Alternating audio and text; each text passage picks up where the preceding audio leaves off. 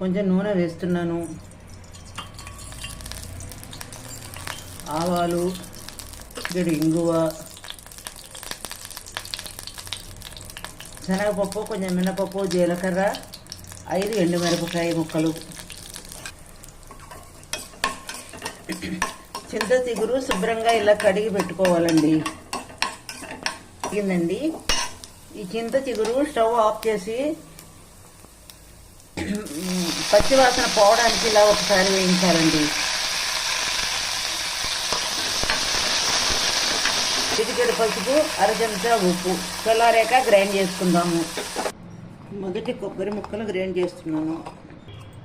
ఉప్పుతో పాటు వేయించుకున్న చింత చిగురు కూడా వేసేస్తున్నాను. వేసవి కాలం కదండి, కొబ్బరి డ్రైగా అయిపోయింది.